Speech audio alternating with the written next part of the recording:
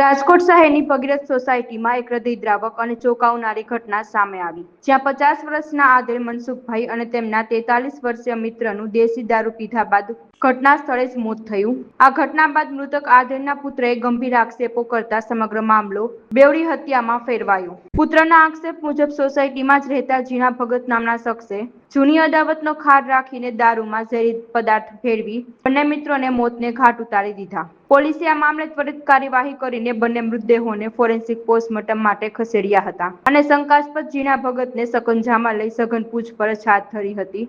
તપાસમાં ચોંકાવનારા ખુલાસા થયા કે અગાઉ મૃતક મનસુખભાઈએ પોલીસને જીણાનું ઘર બતાવ્યું હતું, જેનો ખાર રાખીને જીણાએ આ પ્લાન બનાવ્યો. તેને દેશી દારૂ મંગાવી તેમાં માંકડ મારવાની ઝેરી દવા ભેળવી દીધી હતી. ફરિયાદીના આક્ષેપોને પગલે તુરંત જ પોલીસે જેના વિરુદ્ધ આક્ષેપો થયા તે જીણા ભગતને પકડીને પૂછપરછ શરૂ કરી. આ દરમિયાન આરોપીએ કબૂલાત આપી હતી કે માંકડ મારવાની ઝેરી દવા દેશી દારૂમાં ભેળવીને અલ્પેશ સાથે મોકલી દીધો હતો અને જે બંનેએ પી લેતા મોત થયું.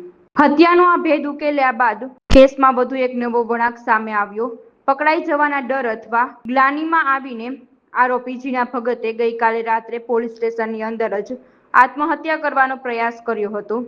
જોકે ત્યાં હાજર પોલીસ સ્ટાફે તેને તાત્કાલિક બચાવી લીધો હતો. હાલ આરોપી જીણા ભગત રાજકોટની સિવિલ હોસ્પિટલ ખાતે પોલીસ બંદોબસ્ત હેઠળ સારવાર મેળવી રહ્યો છે. પોલીસે હત્યાના ગુના ઉપરાંત લોકઅપમાં આપઘાતનો પ્રયાસ કરવા બદલ આરોપી સામે અલગથી ગુનો નોંધી આગળની કાયદેસરની કાર્યવાહી હાથ ધરી.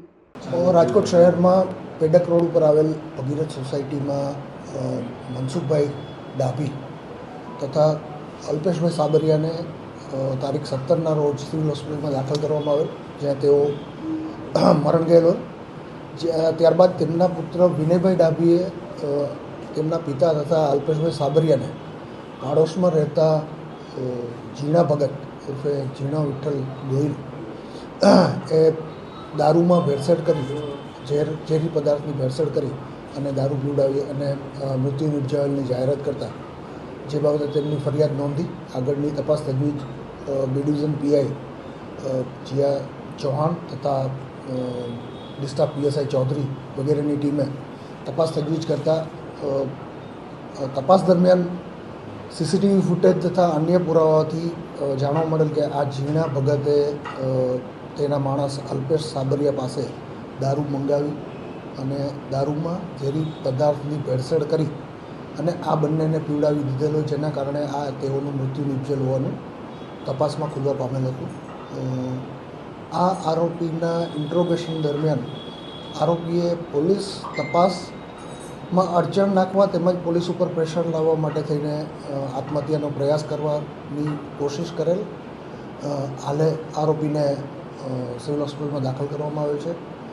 આ બાબતે વિશેષ પુરાવા મેળવવા તપાસ તજવીજ પીઆઈ ચૌહાણ કરી રહ્યા છે.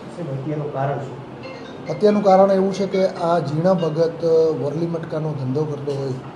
પોલીસ રેડ કરવા આવેલ ત્યારે એકવાર આ મનસુખભાઈ મરણ જનાર મનસુખભાઈ ડાભીએ આ જીણા ભગતનું ઘર પોલીસને બતાવેલ હતું, જેનું મંદુક રાખેલ તેમજ એનું મકાન પડાવી લેવાનો પણ જીણા ભગતનો ઈરાદો હોય, જે બાબતે પણ તે અવારનવાર આ મનસુખભાઈ ડાભીને પ્રેશર કરતા હોય.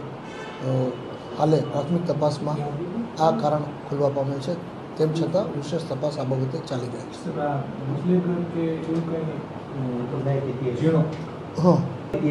ના, જીણા ભગત વરલી મટકાનો ધંધો કરતો હોવાનું જાણવા મળેલ છે. તેના વિરુદ્ધ પોલીસ સ્ટેશનમાં ગુનાઓ પણ દાખલ થયેલ છે. એ સિવાય બીજું કોઈ એનો કોઈ ગુનાહિત ઇતિહાસ હાલ પૂરતો જણાઈ આવેલ નથી. એ બાબતે દેશી દારૂના જેટલા ત્યાં વેચાણ કરે છે તે તમામ ઉપર રેડો કરવામાં આવી રહેલ છે. અવારનવાર રેડો કરવામાં આવી રહેલ છે. તેમજ આ બાબતે ક્યાંથી આવેલ તે બાબતે પણ વિશેષ તપાસ ચાલુ છે.